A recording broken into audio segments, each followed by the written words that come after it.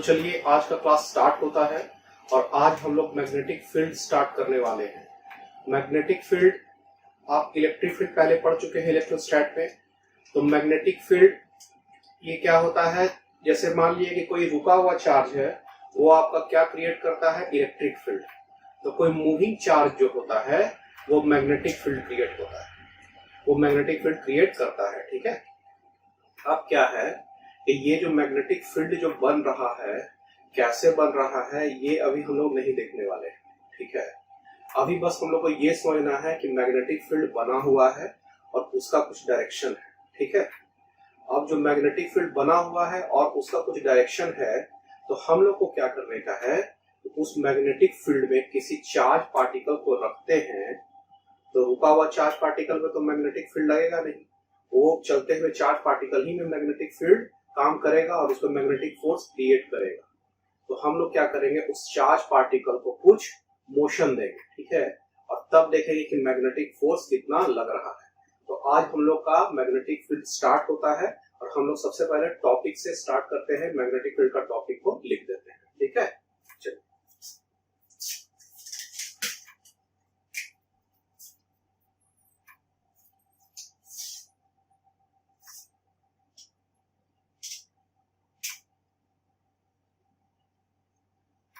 Magnetic field. तो सबसे पहले इंट्रोडक्शन से स्टार्ट करते हैं कि मैग्नेटिक फील्ड क्या होता है और मैग्नेटिक फील्ड काम कैसे करता है, इसके बारे में हम लोग अभी पढ़ने वाले हैं। ठीक है। चलो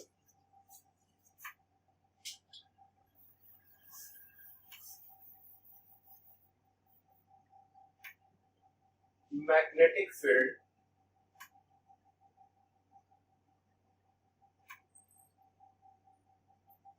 is a field created by a moving charged particle। ठीक है। मैग्नेटिक फील्ड क्या है कि एक फील्ड है क्रिएटेड बाय मैग्नेटिक चार्ज, कोई मूविंग चार्ज पार्टिकल के द्वारा मैग्नेटिक फील्ड क्रिएट कर रहा है। When a charge, a moving charge, when a static charge particle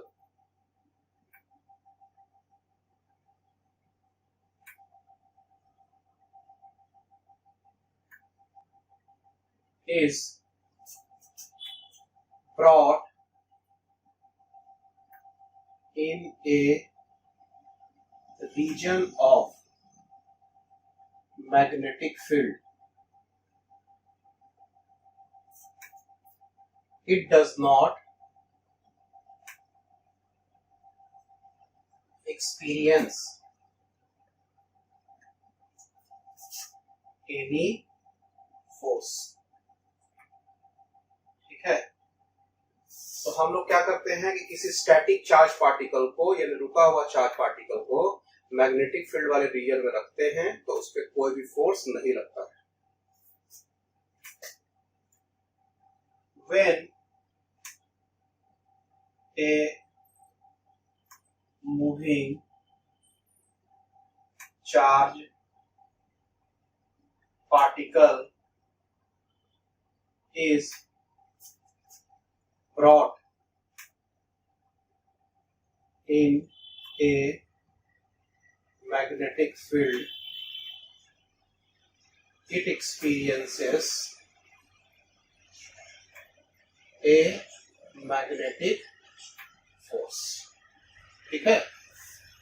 ये बात यहां तक समझ में आ रहा है।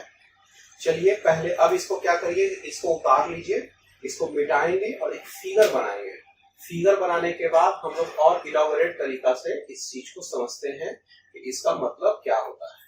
बस इतना समझने का है कि मैग्नेटिक फील्ड एक मूविंग चार्ज पार्टिकल ही प्रोड्यूस कर सकता है। ठीक है।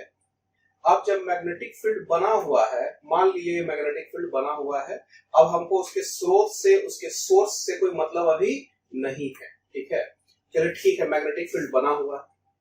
अब उस मैग्नेटिक फील्ड वाले में हम दो तरह के चार्ज पार्टिकल को लाते हैं। एक चार्ज पार्टिकल जिसमें कोई भी मोशन नहीं है, वो रुका हुआ है, स्टैटिक चार्ज पार्टिकल। उसको लाने पे उस पे कोई भी फोर्स नहीं लगता है, वो जैसे रुका हुआ है उसी तरह से वो रहेगा। लेकिन यदि हम उसी चार्ज पार्टिकल को कुछ मोशन दे देंगे, कुछ वेलोसिटी दे देंगे, तो वो चार्ज पार्टिकल में फोर्स लगना स्टार्ट हो जाता है। ठीक है, ये कहना हम चाह रहे हैं। ठीक है, तो मेरा ये समझ के रखना है कि मैग्नेटिक फील्ड क्रिएट हुआ है, पहले से हो चुका है। ठीक है, चलिए आगे इसको मिटाएंगे अभी हम।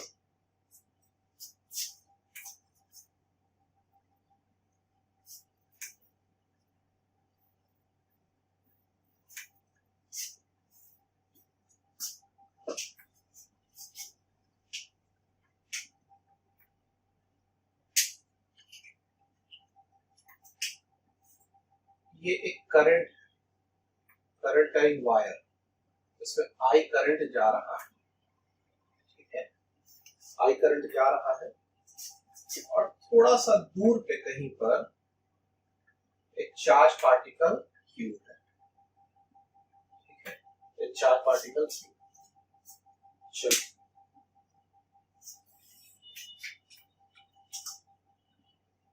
in the given figure there is a wire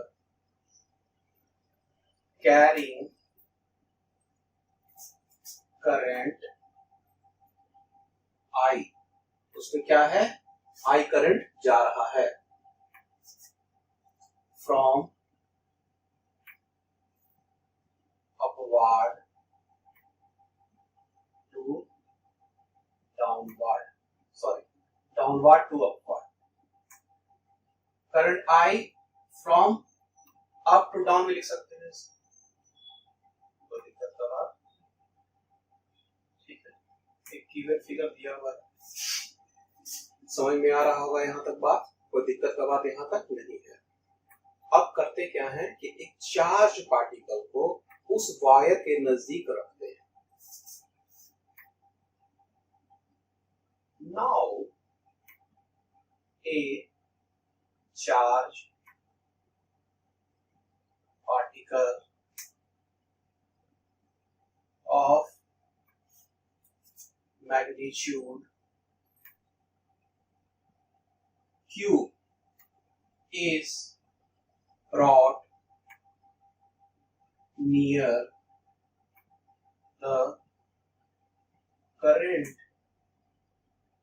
carrying wire।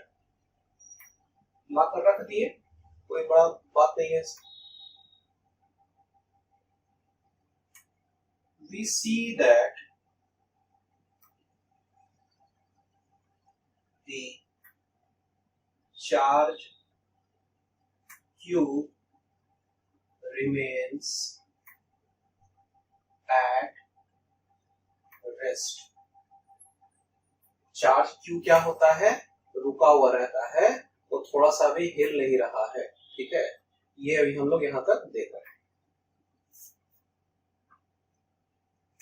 It means there is no force on this charge particle। इसका मतलब उस चार्ज पार्टिकल में कोई भी फोर्स नहीं लग रहा है, यही ना मतलब हुआ।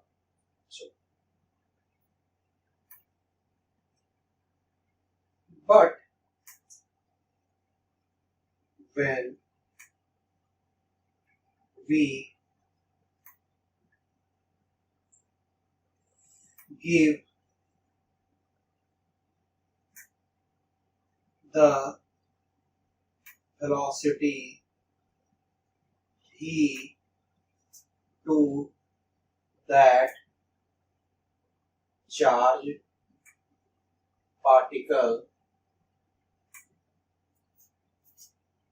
it turns towards the wire. ठीक है, अब क्या करते हैं, आपका यही चार्ज पार्टिकल है, ये चार्ज पार्टिकल को अब हम वेलोसिटी भी देते हैं, वेलोसिटी। अब होता क्या है कि जब इसको वेलोसिटी भी मिलता है तो ये स्ट्रेट ना जाके ये ऐसे मुड़ना स्टार्ट हो जाता है। समझ में बात आ रहा है? सर्कुलर जैसा ये मुड़ रहा है। क्या कारण है इसमें? मुड़ रहा है तो इसका मतलब है कोई ना कोई फोर्स तो लग रहा है, और कोई फोर्स लग रहा है इसका मतलब कोई ना कोई फील्ड अवश्य है, जरूर वहां पे कोई ना कोई फील्ड है, क्योंकि फोर्स विदाउट फील्ड नहीं लगेगा। जैसे ग्रेविटेशनल फोर्स लगता है, हम लोग अर्थ के ऊपर हैं तो हम लोग को क्या होता है, नीचे कूलिंग होता है अर्थ के द्वारा। तो पहले क्या है, ग्रेविटेशनल फील्ड है, और ग्रेविटेशनल फील्ड क्या करता है, कोई मास वाला कोई चीज आता है तो उस पर ग्रेविटेशनल फोर्स लग जाता है। बात समझ में आ रहा है? इलेक्ट्रिक फील्ड और इलेक्ट्रिक फोर्स में क्या होता है, एक चार्ज पार्टिकल है, उसको इलेक्ट्रिक फील्ड वाले एरिया में डाल दीजिए, इलेक्ट्रिक फील्ड वाले रीजन में, तो उस पे इलेक्ट्रिक फोर्स लगता है। वो इलेक्ट्रिक फोर्स से क्या करता है, या तो वो इलेक्ट्रिक फील्ड के डायरेक्शन में जाता है फोर्स, या उसके अपोजिट। वो डिपेंड करता है कि वो जो चार्ज पार्टिकल है पॉजिटिव है कि नेगेटिव। बात समझ में आ रहा है? और यहाँ पे देखा जा रहा है कि एक फोर्स लग रहा है, तो यहां से यही प्रेडिक्ट किया गया कि इलेक्ट्रिक फील्ड तो हो नहीं सकता है, तो इसका मतलब जरूर एक फील्ड है, और उस फील्ड का जो नाम पड़ा वो मैग्नेटिक फील्ड नाम। ठीक है, तो हम लोग यहाँ पे लिखेंगे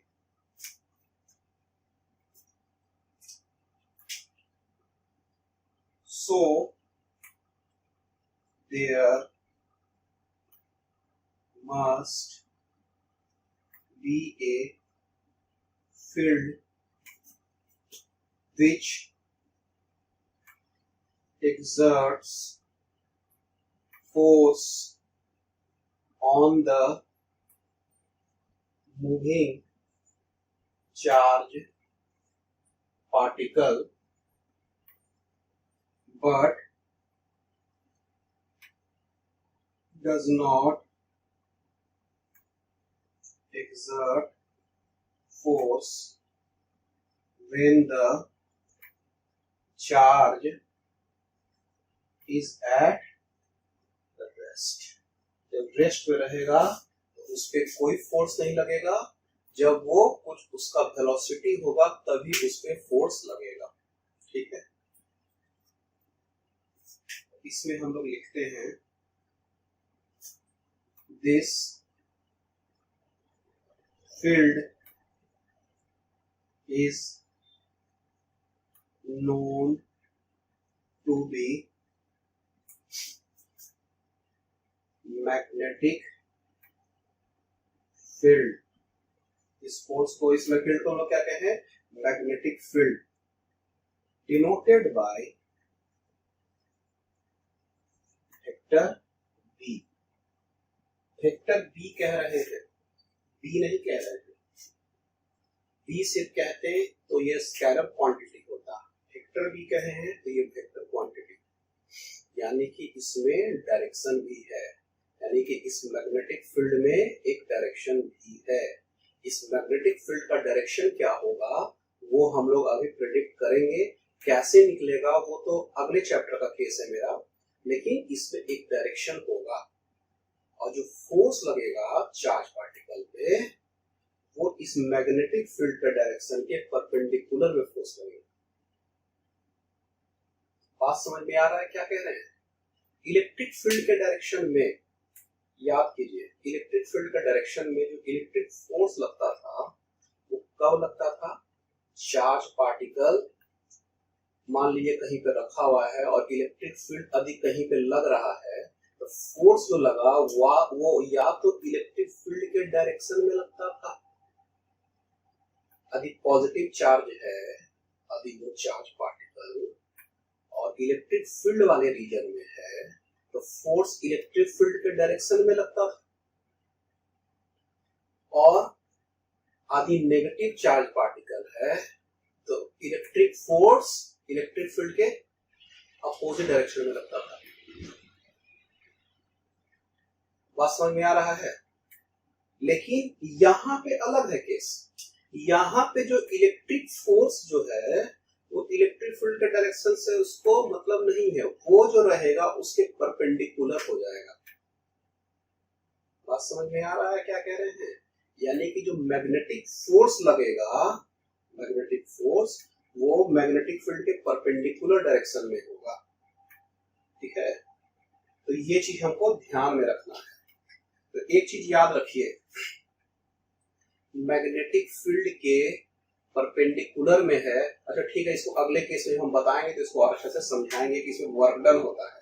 वर्क डन इसमें नहीं होगा मैग्नेटिक फोर्स वाले केस में, लेकिन वर्क डन इलेक्ट्रिक फील्ड वाले केस में होगा। जब हम इसको और जब इलाबोरेट करके बताएंगे तो इसको और हम समझाएंगे। ठीक है, चलिए इसको यहां तक उतारिएगा। एक चीज और, is denoted by magnetic denoted by vector B. This magnetic field exert magnetic force vector FB on that moving charge particle। ठीक है, एक चीज और लिखिएगा, एक पॉइंट इसमें नोट कर लीजिएगा। देखिए यहां पे एक लाइन लिखा है, it means there is no force on this charge particle. जब करंट जब जा रहा है तो इस चार्ज पार्टिकल पे कोई भी फोर्स नहीं लग रहा है। इसका मतलब क्या होगा कि इस चार्ज, इसमें जो वायर जो आपका है वो वायर में, ये कंडक्टर है ना, तो वायर में पॉजिटिव चार्ज भी होगा, नेगेटिव चार्ज भी होगा। तो पॉजिटिव और नेगेटिव चार्ज जब दोनों है और दोनों समान मात्रा में है, सेम क्वांटिटी में है, तो वो क्या करता है, इस चार्ज पार्टिकल पे एक इधर फोर्स लगाएगा, एक इधर फोर्स लगाएगा। इसी कारण से इस पे कोई फोर्स नहीं लगता। ठीक है, ये बात समझ में आ रहा है? तो इसको हम लोग लिखते हैं, एक लाइन हम लोग यहां पर लिख देंगे, no, it means there is no force on this charged particle, mean the positive and negative charge on the wire exert equal and opposite force on charge Q। ठीक है, so net force is equal to क्या हो जाता है, से ये लिख लीजिएगा उस लाइन में। ठीक है, अब चलिए हम लिखते हैं some facts about magnetic field and magnetic force. ठीक है, चलिए इसको लिखा जाए। तो चलिए, तो हम लोग मैग्नेटिक फील्ड और मैग्नेटिक फोर्स, ये जिसके बारे में हम लोग डिस्कशन कर रहे हैं, उसके बारे में कुछ और फैक्ट्स के बारे में जाने, क्या इसमें हो रहा है। लिखते हैं, इसमें पॉइंट वाइज पॉइंट हम लोग लिखते चलेंगे, कुछ पॉइंट्स हैं।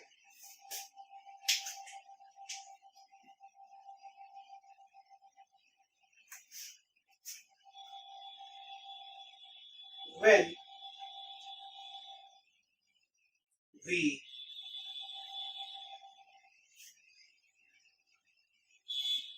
move charge particle in different direction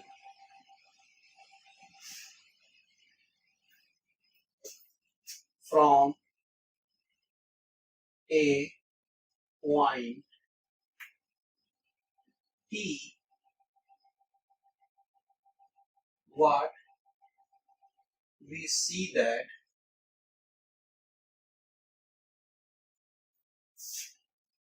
there is a line through which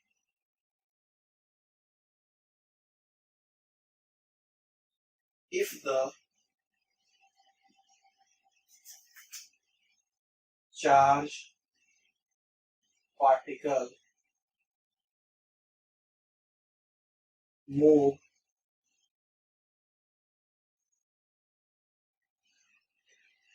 it does not experiences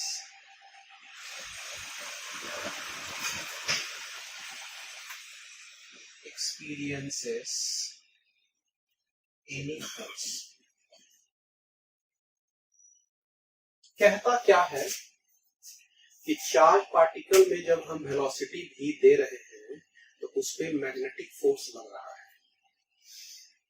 लेकिन होता क्या है कि एक डायरेक्शन जरूर है कि जिधर हम वेलोसिटी देंगे उस चार्ज पार्टिकल को तो चार्ज पार्टिकल में फोर्स नहीं लगेगा। यानी कहने का मतलब क्या हुआ कि चार्ज पार्टिकल को वेलोसिटी देने के बावजूद भी मैग्नेटिक फील्ड में उस पे मैग्नेटिक फोर्स नहीं लग रहा है। ऐसा सिर्फ एक डायरेक्शन है और वो जो डायरेक्शन होगा वो मैग्नेटिक फील्ड का डायरेक्शन होगा। ठीक है, कैसे होगा वो बाद में समझेंगे, अभी ये समझने वाला पॉइंट नहीं है। बस इतना आपको समझना है कि यदि हम उस चार्ज पार्टिकल को उस डायरेक्शन में वेलोसिटी दे दे जिस डायरेक्शन में मैग्नेटिक फील्ड है तो उस पे कोई भी मैग्नेटिक फोर्स नहीं होगा। मैग्नेटिक फोर्स होने के लिए क्या क्या चाहिए था? मैग्नेटिक फील्ड चाहिए था और चार्ज पार्टिकल में मोशन चाहिए था, दोनों चीज है। लेकिन एक ऐसा डायरेक्शन है कि जिधर दिया जाए तो फोर्स नहीं लगेगा। ठीक है, तो यही वाला लाइन यहां लिखा हुआ है, this direction is then considered to be the direction of magnetic field। तो ये जो डायरेक्शन हो जाएगा मैग्नेटिक फील्ड का डायरेक्शन हो जाएगा कि जिधर साइड में मैग्नेटिक फोर्स नहीं लगता है। ठीक है, ये चीज समझ में आया पहला चीज। चलिए और भी बहुत सारा पॉइंट है, लिखते चलना है।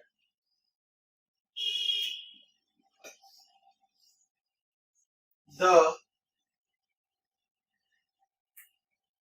magnitude of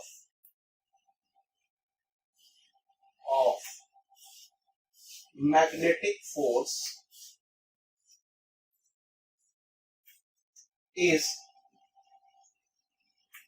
proportional to the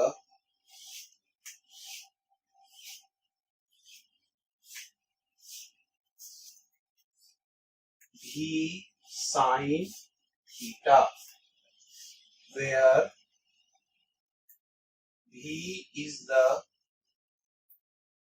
velocity of the charge particle and theta is the angle between the velocity V and magnetic field B. बात समझ में आ रहा है? दोनों का डायरेक्शन है भाई, ठीक है। कहना क्या चाहता है कि जो मैग्नेटिक फोर्स का जो वैल्यू है वो एक चीज पे डिपेंड कर रहा है। उसको वैरी करके देखा गया तो पता चला एक चीज पे वो वैरी कर रहा है, कि वो डिपेंड कर रहा है भी साइन थीटा पे, ठीक है। यानी भी साइन थीटा बढ़ेगा तो मैग्नेटिक फोर्स भी बढ़ेगा, भी साइन थीटा का वैल्यू घटेगा तो मैग्नेटिक फोर्स भी घटेगा। ये एक्सपेरिमेंटली देखा गया, ठीक है। अभी बहुत सारी एक्सपेरिमेंटली देखा जा रहा है, उसके आधार पर एक इक्वेशन बनने वाला है, ठीक है।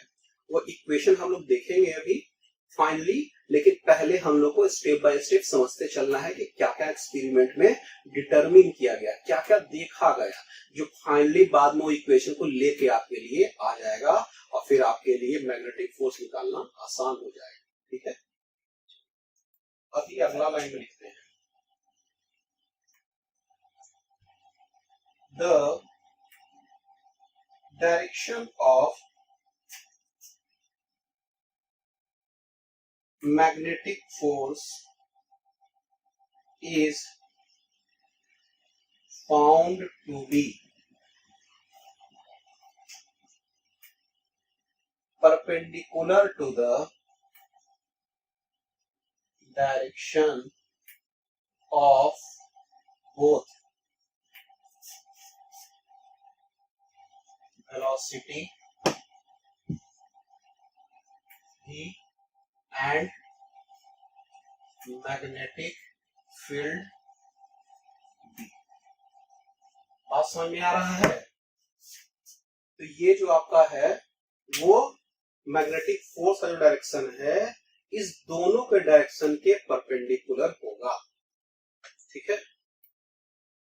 चलिए, यानी कि वेलोसिटी जिधर जा रहा है उसके परपेंडिकुलर मैग्नेटिक फोर्स और मैग्नेटिक फील्ड का जो डायरेक्शन है उसके परपेंडिकुलर भी मैग्नेटिक फोर्स, दोनों के साथ वो परपेंडिकुलर रहेगा, ठीक है।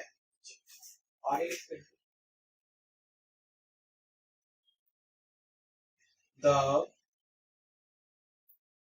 Magnitude of magnetic force is proportional to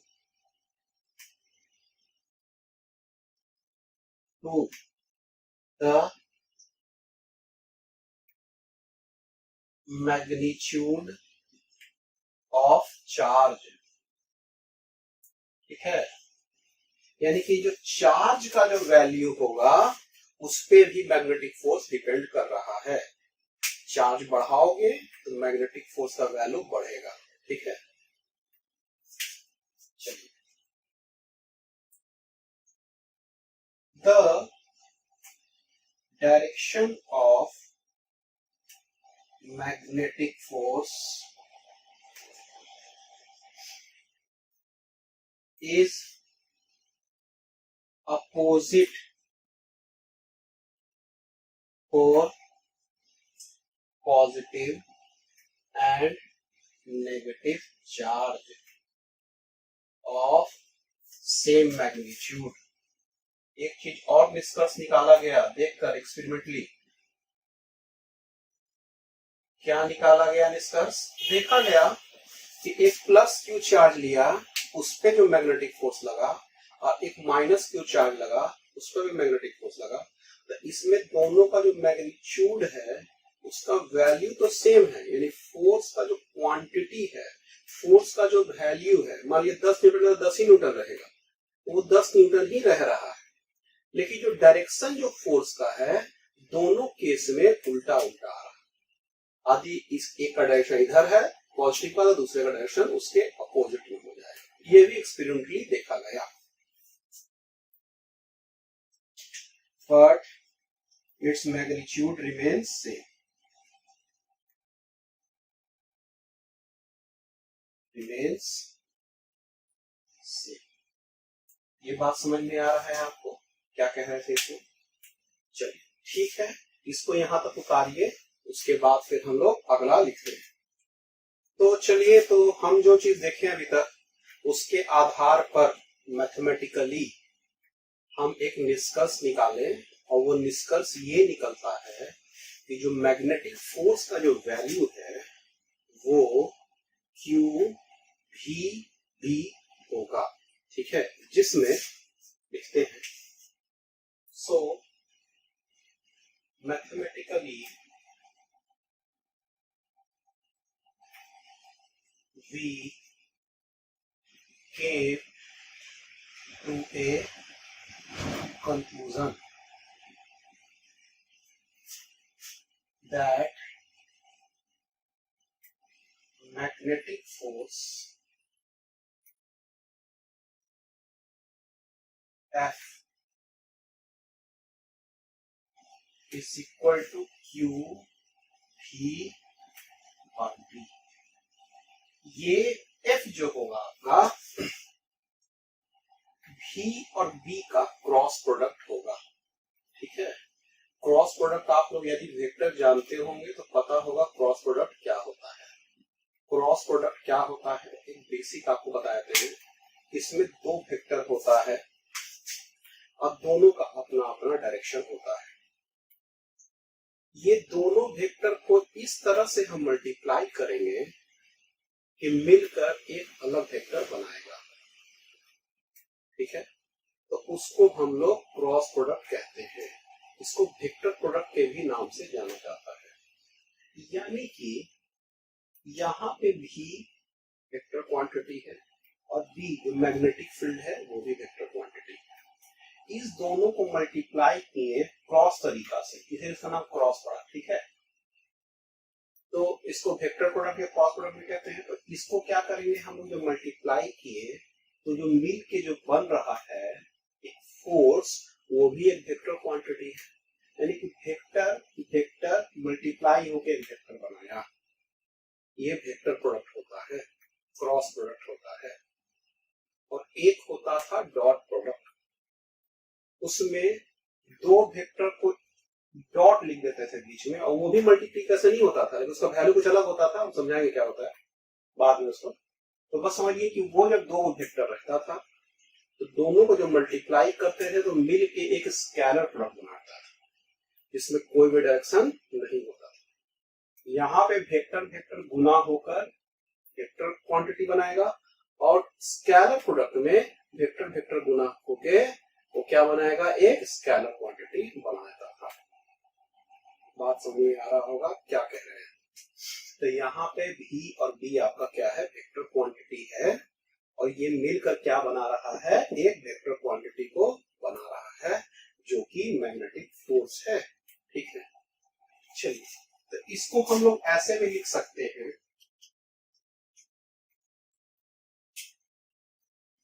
F is equal to Q V B। और ऐसे भी लिख सकते हैं Q V B। जब क्रॉस हटाते हैं तो हम लोग लिख देते हैं साइन थीटा। ठीक है, साइन थीटा लिख देते हैं। ठीक है, ये वेक्टर, ये जो होता है वो एक्चुअली में क्या होता है बता रहे हैं। ये जो वेक्टर F है उसका जो मैग्नीट्यूड लिखेंगे तो वो हो जाएगा F, और उसका जो वैल्यू हो जाएगा क्यू भी बी साइन थीटा। अब ये थीटा क्या है, here theta is the angle between velocity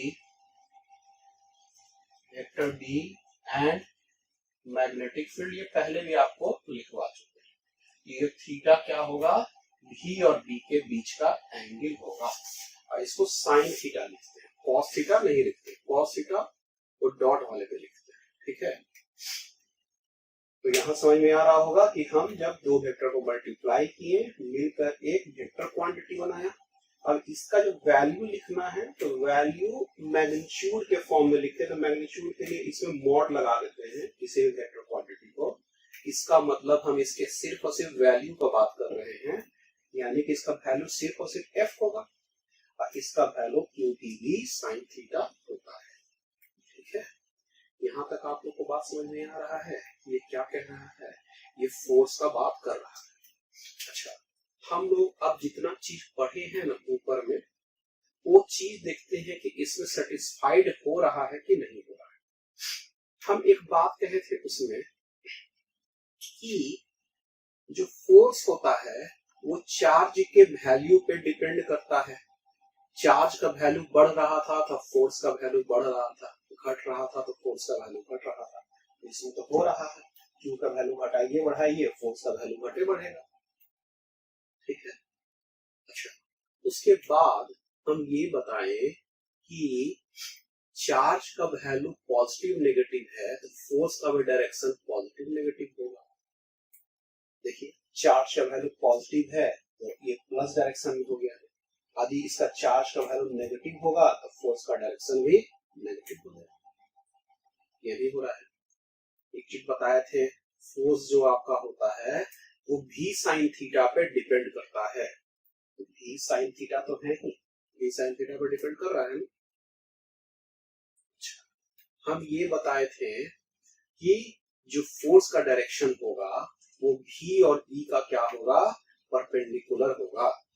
तो भी और बी आपका है और उसका क्या हो गया, ये परपेंडिकुलर ही ना हुआ, ये क्रॉस प्रोडक्ट मतलब ही होता है। आपको बताए थे क्रॉस प्रोडक्ट मतलब ही होता है कि इस डायरेक्शन जो फोर्स का होगा इस दोनों का परपेंडिकुलर।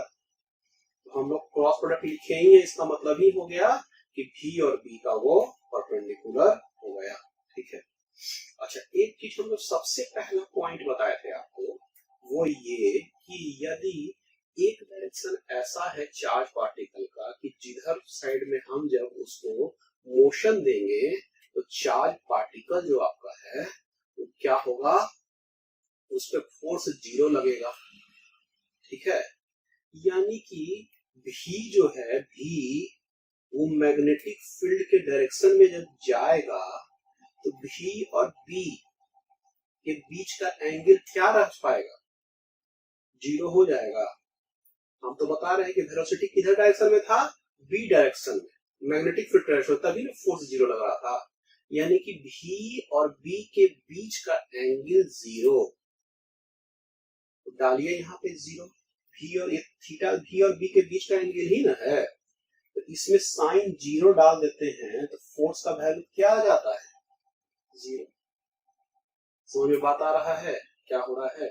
वो हर चीज यहाँ पे आपका सेटिस्फाइड हो रहा है। जितना हम लोग ऊपर में पढ़े हैं, जितना भी पॉइंट देखे हैं, वो इस वेक्टर प्रोडक्ट में आपका सेटिस्फाइड होता है। ठीक है, चलिए यहां तक आप लोग उतारिएगा, उसके बाद हम लोग अब आगे बढ़ते हैं। ठीक है, चलिए तो अब हम लोग आ जाते हैं कि SI unit of magnetic field. ठीक है,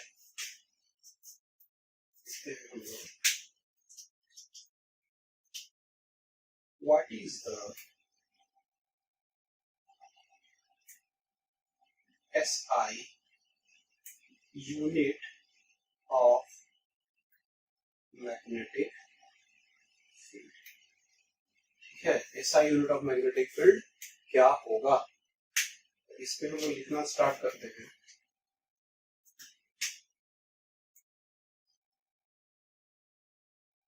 देखिए, F इज इक्वल टू क्या है आपका, Q V B sine theta. Sine theta का कोई यूनिट तो नहीं होता है, इसका सिर्फ वैल्यू होता है।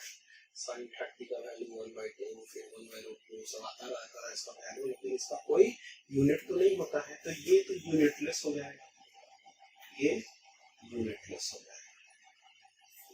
तो हमको डायरेक्शन किसका, हमको यूनिट किसका निकालना है, बी का। तो जो बी का वैल्यू होगा वो एफ बाई क्यू भी साइन थीटा हो जाएगा। ठीक है, तो ये एफ का वैल्यू, एफ का यूनिट क्या होता है, न्यूटन। चार्ज का वैल्यू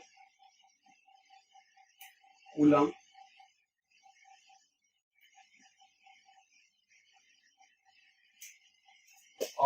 इसका क्या होगा, मीटर पर सेकेंड। ठीक है।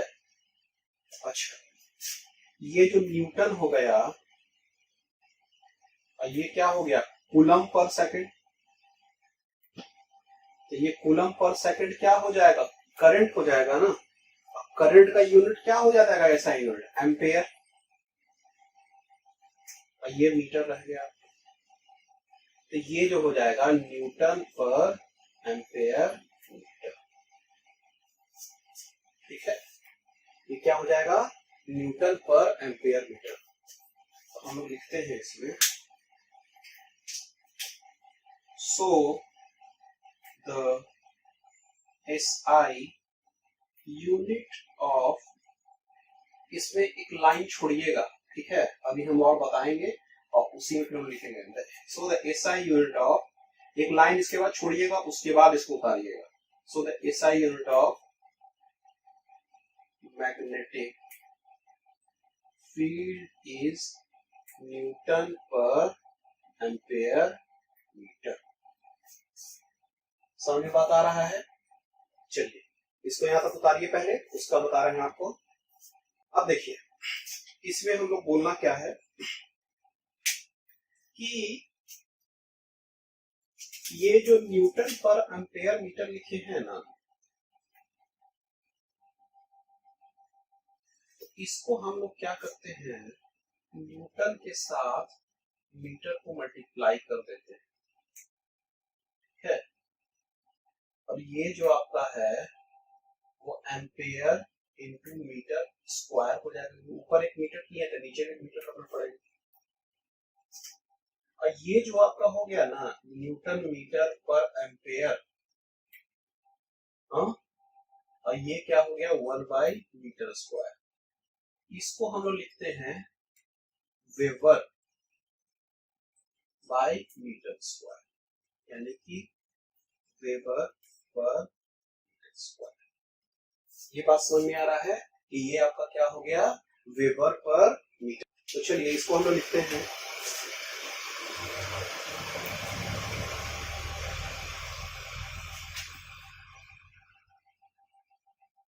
another SI unit is weber per metre square. ठीक है, and newton per ampere metre, weber per metre square. इसको हम लोग टेस्ला भी लिखते हैं। ठीक है, ये क्या हो गया आपका टेस्ला भी, इसको हम लोग लिखेंगे। चलिए इसको यहां तक उतारिए और इसको टेस्ला में लिख लीजिएगा टी। ठीक है, उतारिए। तो ये जो आपका यूनिट हो गया वेबर पर मीटर स्क्वायर या न्यूटन पर एम्पेयर मीटर, ये दोनों का जो यूनिट है इसको हम लोग टेस्ला भी कहेंगे, जिसको बड़ा वाला टी से हम लोग डिनोट करते हैं। ठीक है, चलिए तो इसमें हम लोग आगे आते हैं और इसको यहाँ पे लिखते हैं। कुछ एक दो पॉइंट है इससे रिलेटेड, इस एसआई यूनिट से रिलेटेड। तो इस एसआई यूनिट से रिलेटेड कुछ पॉइंट्स को हम लोग लिख लेते हैं। याद रखिएगा न्यूटन पर एम्पेयर मीटर भी एसआई यूनिट, टेस्ला इसी के बराबर है तभी एसआई, ये भी इसके बराबर है, तो वेबर पर मीटर स्क्वायर भी एसआई यूनिट आपका होता है। एसआई यूनिट में क्या होता है, लेंथ, मास और टाइम। लेंथ आपका मीटर में, मास किलोग्राम में, टाइम सेकंड में। हाँ, तो ये आपका एसआई यूनिट हो जाएगा। और ये सब चीज उसी तरीका से उसमें मीटर इसमें भी यूज किया हुआ है, मीटर इसमें भी यूज है, और टेस्ला में तो है, ये सब मिला ही के तो ये बना है। ठीक है, तो चलिए ये आपका हो गया ओवरऑल आपका एसआई यूनिट का बात हम लोग कर लिए। चलिए इसको हम एक दो लाइन इस पे और लिखेंगे अभी।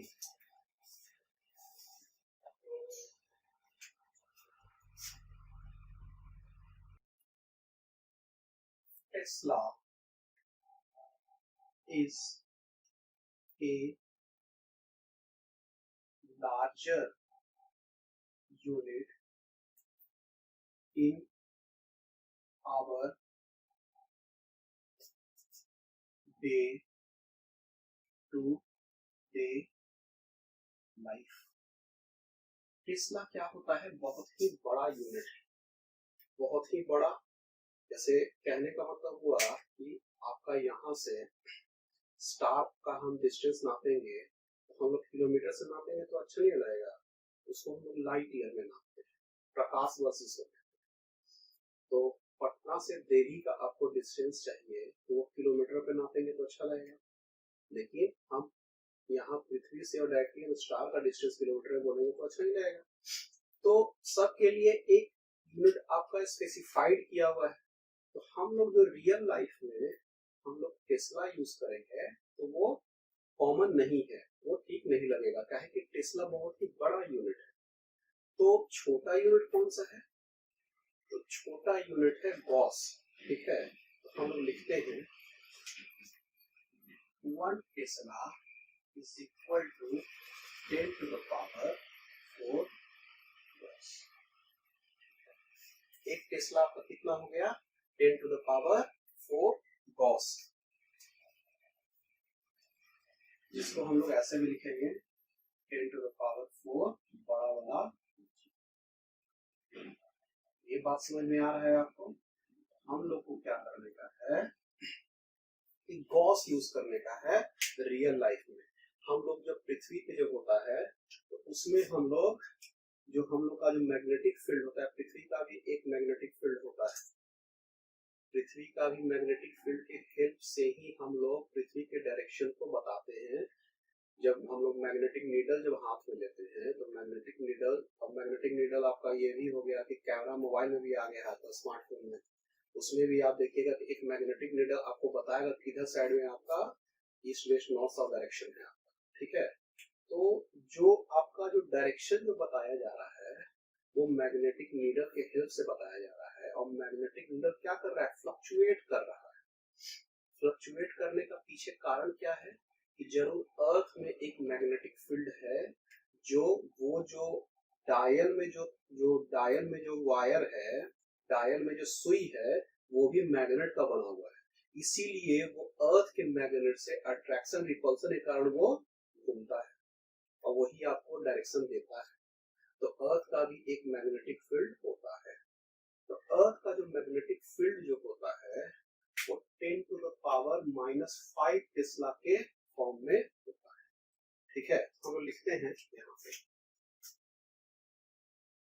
मैग्नेटिक फील्ड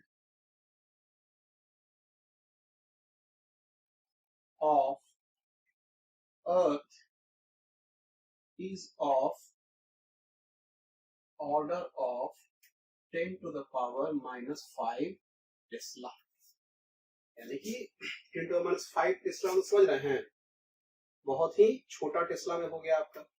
आज को 10 to the power 4 में कर देंगे इसको तो आपका क्या हो जाएगा 10 to the power -1 गॉस। ठीक है, तो गॉस के रूप में थोड़ा सा अच्छा लगेगा ये सुनने में। तो हम ये बताएं कि टेस्ला बहुत ही बड़ा यूनिट होता है। ठीक है, sometimes in the laboratory we create magnetic field, we create very large magnetic field of the order of 10 Tesla. अगर 10 टेस्ला आप यदि मैग्नेटिक फील्ड अचीव कर रहे हैं तो बहुत ही लार्ज क्वांटिटी हो जाएगा। ठीक है, बहुत ही हाई मैग्नेटिक फील्ड वाला एरिया हो जाएगा। ठीक है, वो रीजन हो जाएगा। तो इसलिए ये जो हम लोग रियल लाइफ में जो वायबल है वो है आपका गॉस, और गॉस को ही हम लोग यूज करेंगे। ठीक है, तो ये देखिए आपका मैग्नेटिक फील्ड, मैग्नेटिक फोर्स आपका खत्म हो चुका है। मैग्नेटिक फील्ड का इंट्रोडक्शन आपको देना था वो आपका खत्म हो गया है। अब हम लोग जो पढ़ने वाले हैं कि इलेक्ट्रिक और मैग्नेटिक फील्ड में क्या फर्क है उसको हम लोग डिटेल में और डीप में समझेंगे। लेकिन समझने से पहले हम एक सवाल को बनाएंगे, जिस चीज को पढ़े उसी के हेल्प से वो सवाल बनेगा। इसको सवाल को हम लोग पहले बना लेंगे, उसके बाद हम लोग इलेक्ट्रिक और मैग्नेटिक फील्ड के थोड़ा सा डिफरेंस को समझेंगे या सिमिलैरिटी होगा तो सिमिलैरिटी को समझेंगे। ठीक है, चलिए आगे बढ़ते हैं, सवाल को लिखते हैं। चलिए तो सवाल को लिखा जाए। A proton is projected with a speed of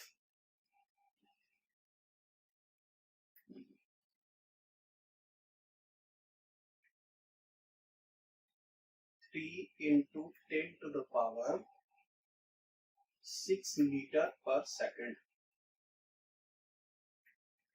horizontally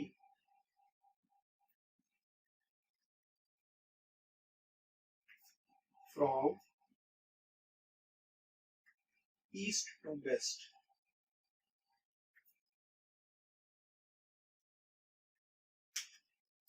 A uniform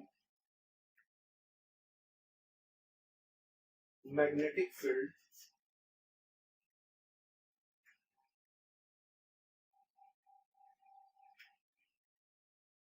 vector B of strength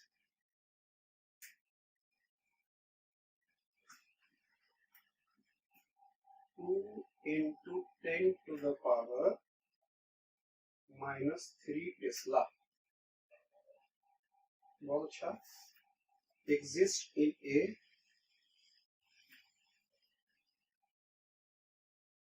vertically upward direction। एक यूनिफॉर्म मैग्नेटिक फील्ड आपका इतना टेस्ला का एग्जिस्ट करता है उस रीजन में।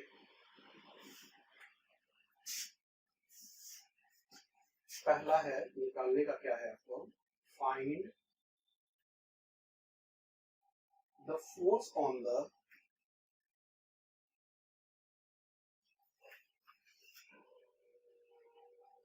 Proton just after it is projected।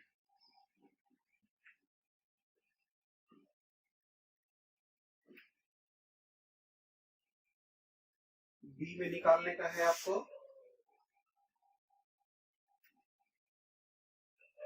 What is the acceleration produced. ठीक है,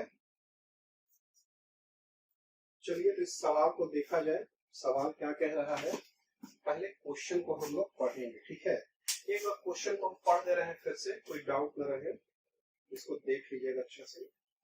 A proton is projected with a speed of 3 into 10 to the power 6 meter per second horizontally from east to west. Full stop. A uniform magnetic field vector B of strength 2 into 10 to the power -3 Tesla exists in the vertically upward direction। चलिए तो ए में निकालने का है find the force on the proton just after it is projected. B में what is the acceleration produced. ठीक, चलिए अब इस क्वेश्चन पे हम लोग आ जाते हैं, अप्रोच इसका लिया जाए कि कैसे इस क्वेश्चन को बनाने का है। देखिए पहले लाइन बाय लाइन चलते हैं। एक प्रोटॉन है, is projected with a speed of इतना, horizontally from east to west. Direction आप लोग को पता होना चाहिए, डायरेक्शन क्या होता है। हमेशा क्या डायरेक्शन जब भी बनाना हो तो ऐसे 4 बनाइए, अभी याद नहीं रहता है तब इसको लिखिए ईस्ट वेस्ट नॉर्थ साउथ। ये इंडिया का ईस्ट हो गया, वेस्ट हो गया, ऊपर में नॉर्थ इंडिया हो गया, नीचे साउथ इंडिया हो गया। ठीक है, अब देखिए कि आपका क्या है, प्रोटॉन को प्रोजेक्ट किया गया है, यानी कि उसको वेलोसिटी दिया गया है इतना का, horizontally from east to west. अब देखिए हॉरिजॉन्टली का बात कर रहा है, हॉरिजॉन्टली में तो समझ में आ रहा है कि हम लोग का जैसे पैर रखा हुआ है हॉरिजॉन्टल हो गया, और जो दीवार हो गया, ये जो बोर्ड हो गया वो वर्टिकल हो गया। हॉरिजॉन्टल नीचे वाला सतह, वर्टिकल ये बोर्ड वाला सतह। ठीक है, चलिए अब देखिए कि इसमें प्रोटॉन को हम लोग प्रोजेक्ट कर रहे हैं इतना स्पीड से 3 metre per second horizontally from east to west. तो चलिए ठीक है, ये मान लिया कि ये पूरा चीज है वो ऐसे रखा हुआ है, ठीक है, इसको ऐसे टाइप का समझिए, ठीक है, ये रखा हुआ है ऐसे जमीन पर, और ये ईस्ट है और ये वेस्ट, ठीक है। और ये ऐसे भी नहीं समझ में आ रहा है तो ऐसे इसका फिगर समझिए, ये आपका प्लेन रखा हुआ है, ठीक है, और ये वाला आपका ईस्ट है और ये इधर वेस्ट है। ये जा कहा रहा है ईस्ट टू वेस्ट, यानी कि ईस्ट से वेस्ट ये जा रहा है। प्रोटॉन पार्टिकल है। अच्छा, ये जो प्रोटॉन पार्टिकल है उसमें कुछ न कुछ तो चार्ज होगा। प्रोटॉन का चार्ज और इलेक्ट्रॉन का चार्ज सेम होता है। प्रोटॉन का चार्ज पॉजिटिव में, इलेक्ट्रॉन का चार्ज नेगेटिव में। वैल्यू चार्ज का कितना होता है ये आपको पता होना चाहिए, ठीक है। उसका वैल्यू होता है 1.6 into 10 to the power -19 coulomb, ठीक है। तो देखिए, इस चार्ज को हम लोग प्रोटॉन के चार्ज को छोटा ई से डिनोट करेंगे और इलेक्ट्रॉन के चार्ज को माइनस ई से डिनोट करेंगे। वैल्यू दोनों का सेम है, बस एक प्रोटॉन पॉजिटिव है, इलेक्ट्रॉन नेगेटिव हो गया। अब देखिए, ये जो स्पीड से इतना जा रहा है ये वेलोसिटी v हो गया। समझ में बात आ रहा होगा, इसका वेलोसिटी v हो गया, ठीक। अच्छा, uniform magnetic field B of strength कितना tesla exist in the vertically upward direction, यानी कि एक मैग्नेटिक फील्ड भी है ऊपर के साइड में, B है, उसका वैल्यू भी आपको दिया हुआ है, ठीक है। चार्ज है, प्रोटॉन क्या है, चार्ज पार्टिकल है, तो चार्ज पार्टिकल को वेलोसिटी दे रहा है। चार्ज पार्टिकल को वेलोसिटी देगा मैग्नेटिक फील्ड वाले में, तो मैग्नेटिक फोर्स लगेगा। तो चार्ज जो मैग्नेटिक फील्ड का जो हो गया, तो चार्ज जो प्रोटॉन का हो गया वो Q हो गया। इस Q का वैल्यू क्या है, V का वैल्यू क्या है, V का वैल्यू क्या है, उसको हम लिखते चलते हैं। देखिए, Q क्या है, ये charge of proton, charge of, इसको हम लोग क्या करते हैं प्लस ई से बताएं या सिर्फ ई भी लिख सकते हैं। इसका value 1.6 into 10 to the power -19 coulomb. Charge को हमेशा कूलम में ही लिखने का है। चलिए, वेलोसिटी जो होगा उसी चार्ज पार्टिकल का, इसको हम लोग v से डिनोट कर रहे हैं, उसका जो वैल्यू है 3 into 10 to the power 6 metre per second, ठीक है। वेलोसिटी में लिख दिए। अब देखिए, अब हम आ रहे हैं उसके बाद क्या है, मैग्नेटिक फील्ड है।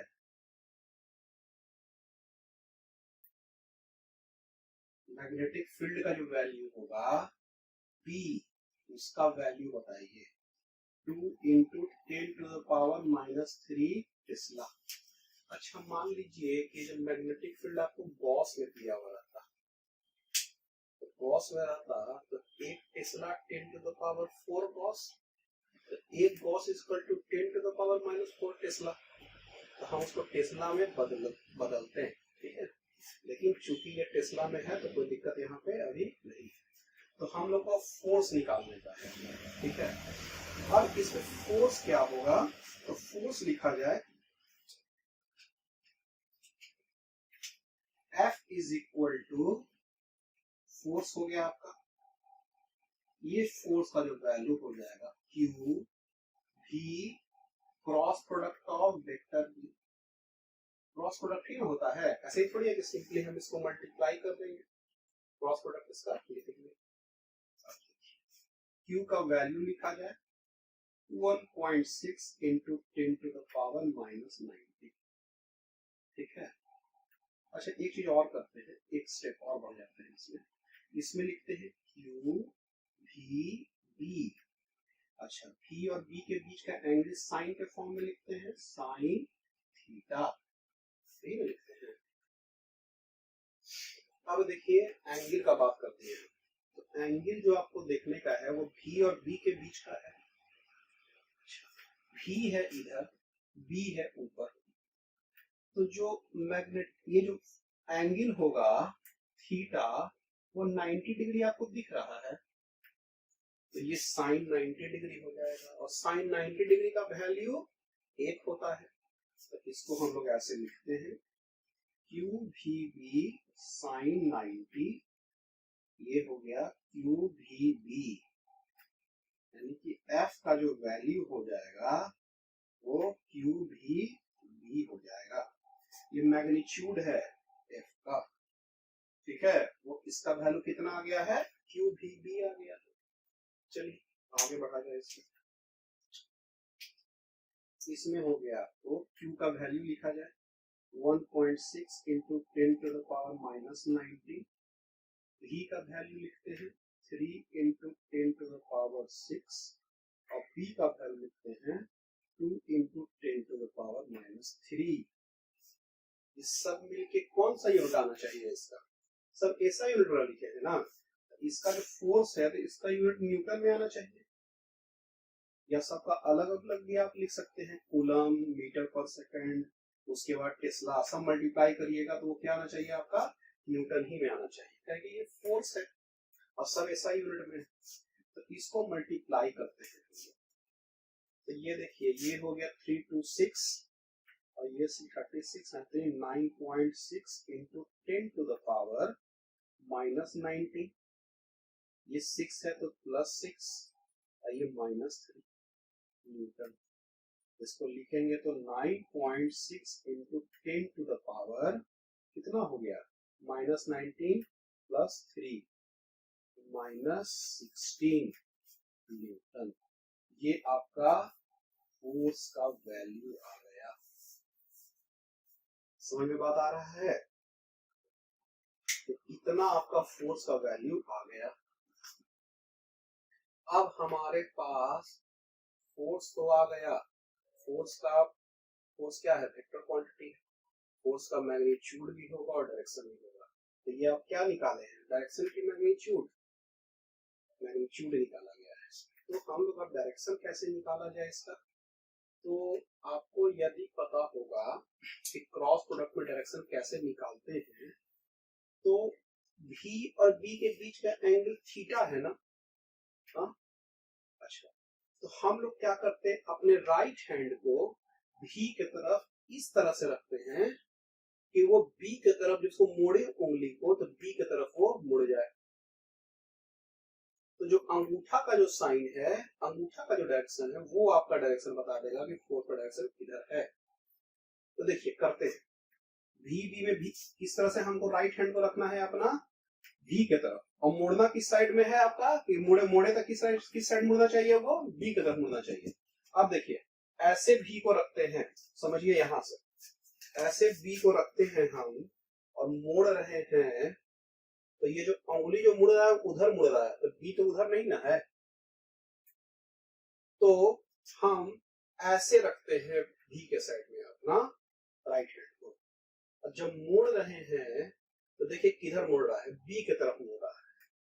तो जो अंगूठा का जो डायरेक्शन है वो किधर जा रहा है, उधर साइड में जा रहा है। तो हम लोग उसको लिख देंगे, तो ये जो डायरेक्शन जो आपका हो गया वो क्या हो गया, फोर्स का डायरेक्शन। समझ में बात आ रहा है, ये दोनों एक ही प्लेन में है। देखिए फोर्स जो हमेशा होता है, हम एक चीज आपको बताएं, इसको समझिएगा पहले, यहां से इसमें कंफ्यूज मत होइएगा, ये एंगल हो गया, ठीक है। तो ये समझ में आ रहा है कि ये दोनों एक दूसरा का परपेंडिकुलर है, ठीक है। हमेशा याद रखिए जो फोर्स होगा वो मैग्नेटिक फील्ड B का भी परपेंडिकुलर होगा और B का ही परपेंडिकुलर होगा।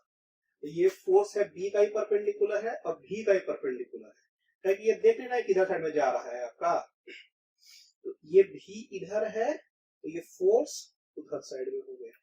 तो जा किधर से रहा था, ईस्ट से वेस्ट जा रहा था ना, ये तो ईस्ट से वेस्ट गया तो उधर साइड नॉर्थ पड़ गया ना। हाँ?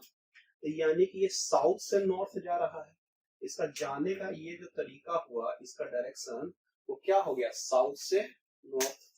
तो हम लोग इधर लिखेंगे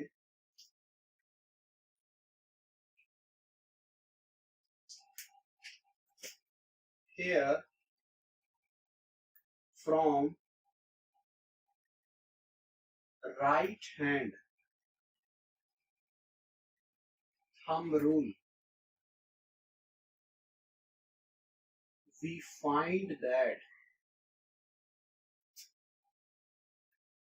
direction of magnetic force is from इधर साउथ टू नॉर्थ है। ये बात समझ में आ रहा है? तो साउथ से नॉर्थ जा रहा है। अच्छा, ये जो चार्ज का वैल्यू नेगेटिव हो जाता, ये तो प्रोटॉन था ना, तो पॉजिटिव चार्ज था, अब ये नेगेटिव चार्ज होता है, इलेक्ट्रॉन मान लीजिए होता, तो ये जो फोर्स का डायरेक्शन इधर ना होके उसके उल्टे में हो जाता है, यानी कि इधर ईस्ट है, वेस्ट है, उधर नॉर्थ है, साउथ, यानी नॉर्थ से साउथ की तरफ ये उल्टा हो जाता है। लेकिन यहाँ साउथ से नॉर्थ डायरेक्शन आपका हो गया। इसको यहाँ तक उतारिए। इसका उतारने के बाद हम एक्सेलरेशन वाला पार्ट, सेकंड पार्ट इसका बताएंगे। बी पार्ट, वो वाला आपका ए पार्ट। तो बात कर रहा है इसमें एक्सेलरेशन का, कि जो चार्ज पार्टिकल है उसका एक्सेलरेशन कितना होगा। एक्सेलरेशन जो होता है वो किसमें आता है, force is equal to mass into acceleration. Force का वैल्यू पता है हमको। अब ये कोई भी फोर्स हो, ये मैग्नेटिक फोर्स है, ये मैग्नेटिक फोर्स का वैल्यू डाल देंगे, ये वाला वैल्यू न्यूटन में है। अच्छा, उसके बाद क्या करेंगे, मास इनटू एक्सेलरेशन है, force equal to mass into acceleration, तो मास का वैल्यू भी डालेंगे। वो जो चार्ज पार्टिकल है यानी कि प्रोटॉन, उसका मास डालेंगे, मास का वैल्यू डालेंगे, फोर्स का वैल्यू डालेंगे, तो फिर डिटरमिन क्या करना है, एक्सेलरेशन को डिटरमिन करना है। तो ये निकल जाएगा। हम लोग लिखते हैं from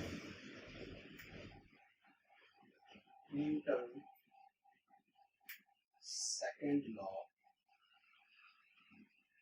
force is equal to mass into acceleration. तो एक्सीलरेशन का जो वैल्यू हो जाएगा फोर्स बाय मास। ठीक है, फोर्स का वैल्यू लिखते हैं 9.6 इंटू 10 टू द पावर -16, और मास का जो वैल्यू हो गया वो कितना होता है। अच्छा, मास ऑफ द प्रोटॉन, ये अभी आपको पता होना चाहिए। इसका मास ऑफ द प्रोटॉन और mass of the neutron same होता है। ठीक है, और हम लोग लिख लेंगे, एक लाइन यदि ना पता हो तो ऊपर हम लोग लिख लेंगे mass of proton is equal to 1.67 into 10 to the power -27 kilogram. तो ये बार लिखेंगे मास का वैल्यू यहाँ पे। देखिए, मास और चार्ज का वैल्यू, इलेक्ट्रॉन, प्रोटॉन और न्यूट्रॉन का आप लोग अच्छा से रख लीजिएगा याद, ये न्यूटन पर किलोग्राम। ठीक है, इसका वैल्यू क्या होगा, तो न्यूटन पर किलोग्राम था, मीटर पर सेकंड स्क्वायर आ जाएगा। कैसे आएगा बताते हैं हमको। ये क्या हो गया 9.6 बाई 1.67, इसको हम लोग डिवाइड कर देते हैं। ठीक है, इसको डिवाइड करके लाया जाए कि इसका वैल्यू क्या होगा।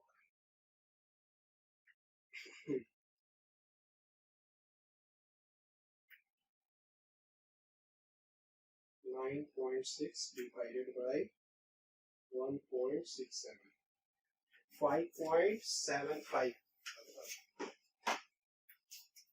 इसको लिखते हैं 5.75 10 टू द पावर -16, ये ऊपर गया तो +27 न्यूटन पर किलोग्राम। तो ये क्या हो गया 5.75 इंटू 10 टू द पावर, इसमें कितना हो गया 11 न्यूटन पर किलोग्राम। अच्छा, न्यूटन पर किलोग्राम को हम लोग क्या बोल रहे हैं, लिख देंगे मीटर पर सेकंड स्क्वायर। कैसे होता है इसको बताते हैं आपको। इसको लिखिएगा, थोड़ा सा हम इसको मिटाएंगे।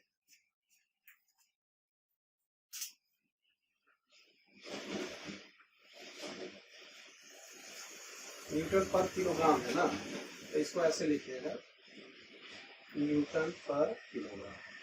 तो न्यूटन क्या होता है, kilogram metre per second square by kilogram. Kilogram kilogram cut गया तो क्या हो गया, मीटर पर सेकंड स्क्वायर। तो ये क्या हो जाएगा, 5.75 into 10⁻11 metre per second square. आ रहा है बात समझ में? तो ये आपका फाइनली आंसर आ जाता है। चलिए इसको उतारिए। तो चलिए अब हम लोग एक टॉपिक की तरफ आते हैं और वो है relation between electric and magnetic field. तो ये इलेक्ट्रिक और मैग्नेटिक फील्ड में क्या कोई सिमिलैरिटी है, क्या कोई डिफरेंस है? तो ये सब जो भी चीज है उसके बारे में अभी हम लोग डिस्कस करने वाले हैं। इसमें हम लोग एक एग्जांपल लेंगे और एग्जांपल के हेल्प से हम इसके डिफरेंस को समझ सकते हैं और इसकी सिमिलैरिटी को भी समझ सकते हैं। ठीक है, तो चलिए सबसे पहले हम लोग टॉपिक को इसको लिखते हैं।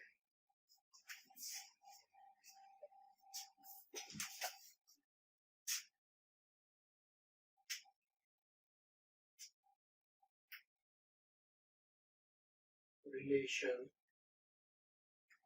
Between electric and magnetic field. ठीक है, relation between electric and magnetic field को हम लोग देखने वाले हैं। चलिए तो एग्जाम्पल ही से स्टार्ट करेंगे। जो पहला एग्जाम्पल लिए थे उसी से हम लोग समझना स्टार्ट करते हैं। क्या देखे थे हम लोग, एक वायर था जिसमें करंट आई था, एक वायर था जिसमें करंट आपका आई था और एक चार्ज पार्टिकल था क्यू, जिसमें हम लोग वेलोसिटी दिए थे। ये है आपका ग्राउंड। ठीक है, अब इस ग्राउंड में एक व्यक्ति है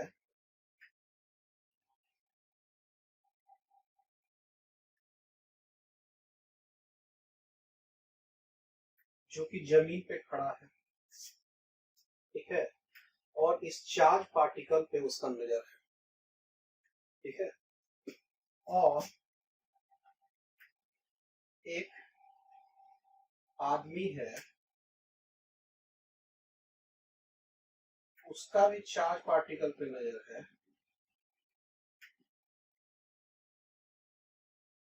लेकिन वो कुछ वेलोसिटी से ऊपर जा रहा है। ठीक है, कंडीशन ये है आपके पास। तो चलिए इसमें हम लोग समझते हैं कि ये कहना क्या चाहता है। हम बारी बारी से पॉइंट लिखेंगे और लिखते चलेंगे इसमें क्या क्या है। Here we see that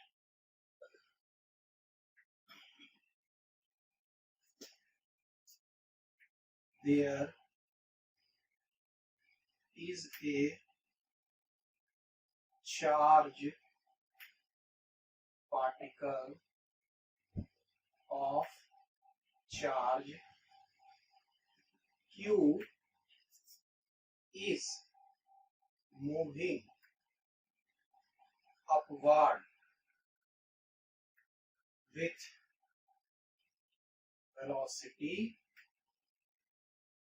v। ठीक है, the current direction is also upward। Current direction भी अपवर्ड ही में है। कंडीशन आप लोगों को समझ में आ रहा होगा कि करंट का वायर है आपका जिसमें करंट जा रहा है एक चार्ज पार्टिकल का वेलोसिटी है जो करंट के ही डायरेक्शन में ऊपर की तरफ वो मूव कर रहा है। अब उसके बाद एक आदमी है जमीन पे खड़ा होकर इस चार्ज पार्टिकल को वो देख रहा है। इसका नाम हम लोग दे देते हैं एस, इसका नाम दे देते हैं ए और इसका नाम ए डैश। ठीक है, बात समझ में आ रहा होगा। सीधा लिख देते हैं, कुछ और लिखना है ए डैश। ठीक है, समझ में बात आ रहा है। अब क्या होता है, a person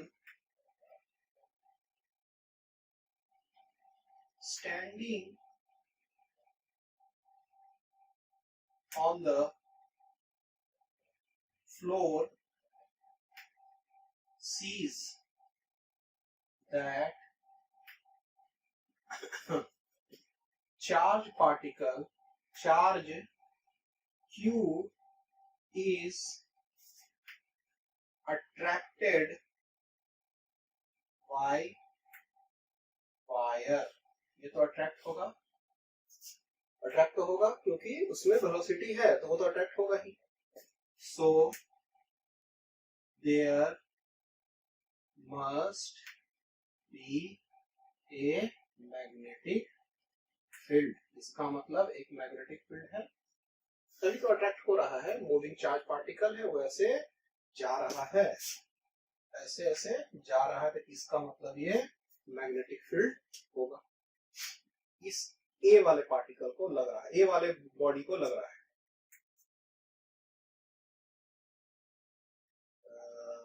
a person standing, इसका नाम अलग कर दे, क्या चेंज करते हैं इसका नाम, क्योंकि ए से कंफ्यूजन हो जाएगा। इसको दे दीजिए एस, इसको दे दीजिए S1। तो पर्सन S1 यहाँ पे लिखिए, person S1 standing on the floor.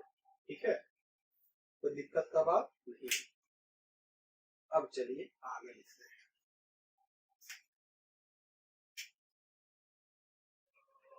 Now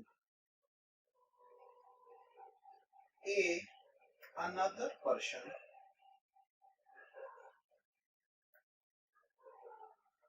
S dash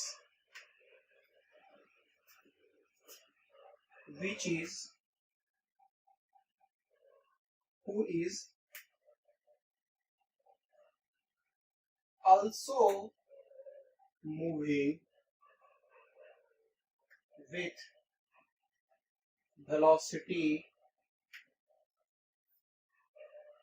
he sees that, कह रहे हैं हम क्या कि जो एक एस डैश जो आदमी है वो क्या कर रहा है, वो भी वेलोसिटी भी से जाता है। तो कौन सा वेलोसिटी से, जो ये चार्ज का वेलोसिटी भी है उससे वो जाता है। sees that the charge particle is attracted by the current carrying wire।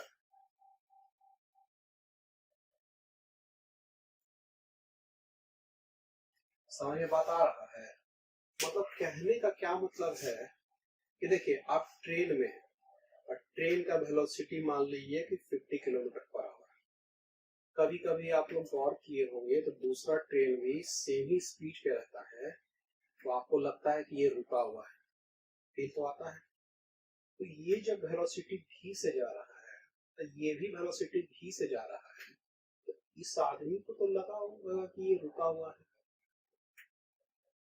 तो रुका हुआ चार्ज पार्टिकल है, लेकिन ये देख रहा क्या है, ये चार्ज पार्टिकल इससे दूर जा रहा है। ये तो चार्ज पार्टिकल वैसे फोर्स लग रहा है ना, तो चार्ज उसको, इस आदमी को ऐसा दिखेगा कि चार्ज पार्टिकल इससे दूर जाते जा रहा है, तो उसको कंफ्यूजन होगा भाई कि चार्ज पार्टिकल है इसमें कुछ वेलोसिटी भी नहीं है, तब भी ये करंट कैरिंग वायर इसको अट्रैक्ट कर ले रहा है। यहाँ पर तो बात समझ में आ रहा था, समझिएगा इसको अच्छे से। यहाँ पर तो समझ में आ रहा था कि यहाँ पे चार्ज पार्टिकल है, जिसको तो समझ में आ रहा है कि चार्ज पार्टिकल की वेलोसिटी है तो वो अट्रैक्ट हो रहा है। लेकिन यहाँ वाले को क्या दिख रहा है यार, ये तो चार्ज पार्टिकल रेस्ट में है, इसके रेस्पेक्ट में तो रेस्ट में है, फिर भी ये वायर इसको कैसे अट्रैक्ट कर लिया? क्या है कि अट्रैक्ट करने के लिए वायर को कम से कम इसमें कुछ वेलोसिटी चाहिए था, क्योंकि मैग्नेटिक फील्ड जब अट्रैक्ट कर रहा है तो कुछ वेलोसिटी चाहिए, जैसे वेलोसिटी तो है नहीं। तो इसका मतलब उसको लगेगा कि ये एक इलेक्ट्रिक फील्ड है जो उसको खींच रहा है। इसको लग रहा है कि मैग्नेटिक फील्ड है, इसको लग रहा है कि इलेक्ट्रिक फील्ड है कि नहीं? चलिए इसको लिखते हैं। So the man S1 sees that there is an electric field which is attracting the charge particle. समझ में बात आया? अब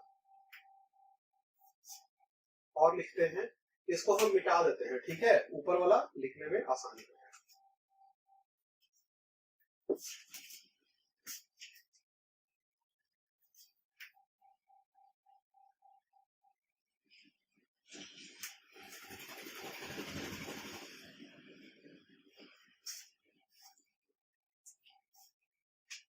इसको आगे को क्या लग रहा है कि एक इलेक्ट्रिक फील्ड है जो उसको अट्रैक्ट कर रहा है।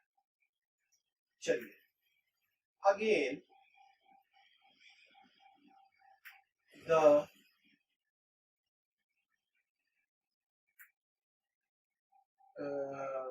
man S1 moves with velocity smaller than he। अब क्या कर रहा है अगला केस में, यही वाला आदमी अब ये जो वेलोसिटी है उसके कम वेलोसिटी से ये जा रहा है ऊपर के साइड में, ठीक है, कम वेलोसिटी से जाएगा।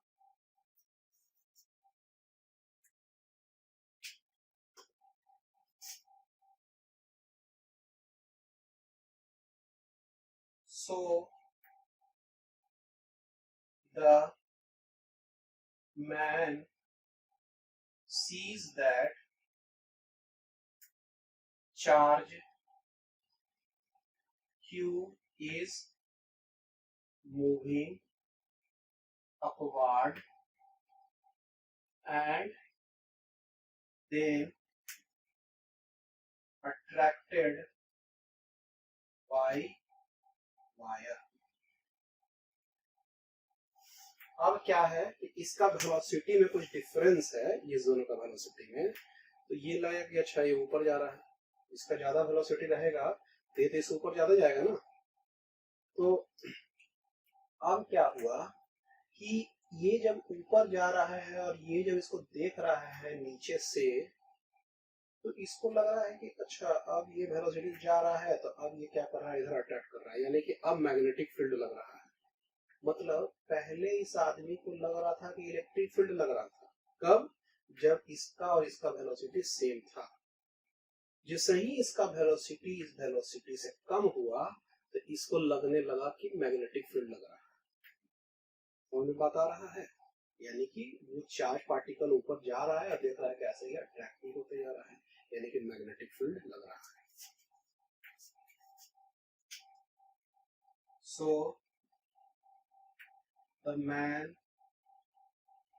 S1 sees that there is a magnetic field। तो इससे हम निष्कर्ष क्या निकालते हैं कि देखिए निष्कर्ष अब क्या है कि ये कोई भी वेलोसिटी से जाए, ठीक है, ये v वेलोसिटी से जाए, v वेलोसिटी से कम से जाए, और ये जो वेलोसिटी कम से जाए या ज्यादा से जाए, ये दोनों के बीच में कोई एक्सेलरेशन तो होगा नहीं। एक्सेलरेशन होगा? कोई एक्सेलरेशन नहीं होगा, क्या कि कांस्टेंट वेलोसिटी से जा रहा है। तो यानी कि एक्सेलरेशन दोनों में जब नहीं है, इस दोनों बॉडी में, यानी कि जो एक्सेलरेशन ये दिखेगा वही एक्सेलरेशन इसको भी दिखना चाहिए। देखिएगा, कॉन्सेप्ट अच्छा से समझिएगा। कहना क्या चाह रहे हैं हम कि देखिए, ये भी वेलोसिटी से जाए या उसके कम से जाए, ये दोनों में तो कभी भी एक्सेलरेशन नहीं होगा। एक्सेलरेशन होने के लिए क्या चाहिए? आपका वेलोसिटी बढ़ते रहना चाहिए, लेकिन वेलोसिटी तो फिक्स है इस दोनों के बीच का। अभी v से जाएगा, इससे v से दूरी से जा रहा है, अब v से कम से जा रहा है, तभी v के कम से ही कांस्टेंट वेलोसिटी से जा रहा है, तो दोनों में एक्सेलरेशन तो है नहीं।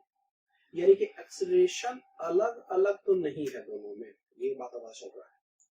एक्सेलरेशन जब अलग अलग नहीं है तो फोर्स तो सेम होना चाहिए।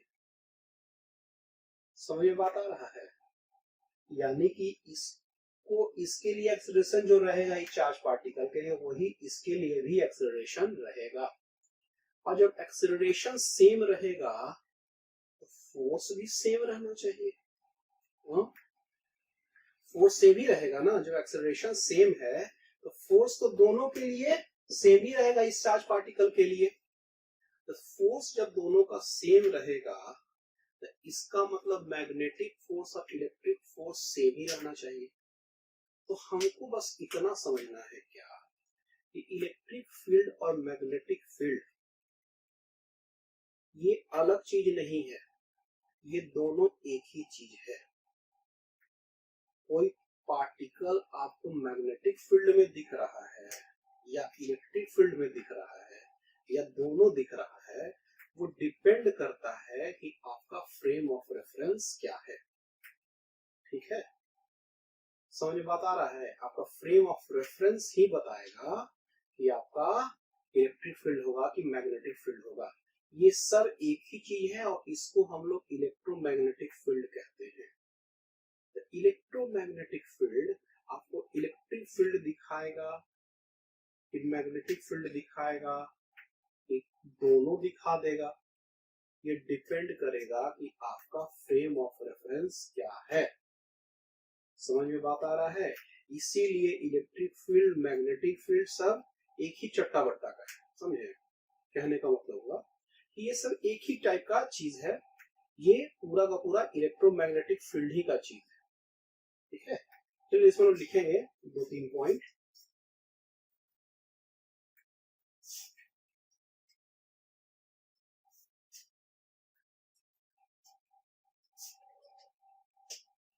So what was pure magnetic field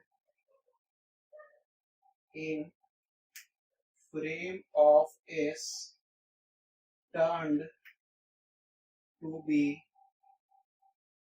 combination of electric and magnetic field in frame of S1 if moves with different velocity। ये different velocity S1 जाता है। Since frame S and S1 does not accelerate with each other, so of charged particle Q will be same for S and S1। ठीक है, S and S dash।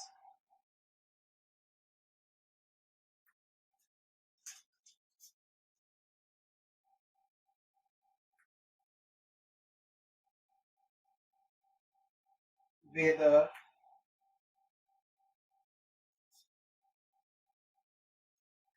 इसमें वो लिखते हैं एक line, so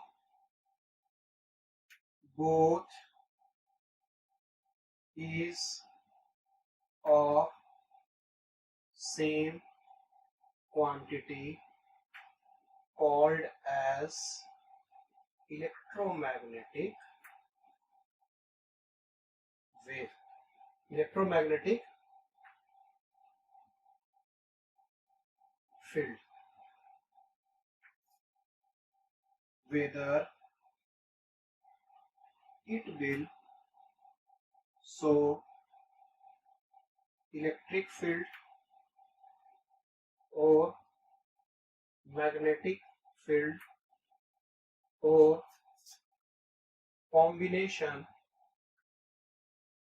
depends upon the frame of reference. ये depend करेगा कि फ्रेम ऑफ रेफरेंस क्या है, वो इलेक्ट्रिक फील्ड शो करेगा कि मैग्नेटिक फील्ड शो करेगा या कॉम्बिनेशन है, तो वो डिपेंड करेगा फ्रेम ऑफ रेफरेंस पे। लेकिन ये सब एक ही क्वांटिटी से बना है, वो है इलेक्ट्रोमैग्नेटिक फील्ड। ठीक है, चलिए इसको यहाँ तक उतारा जाए।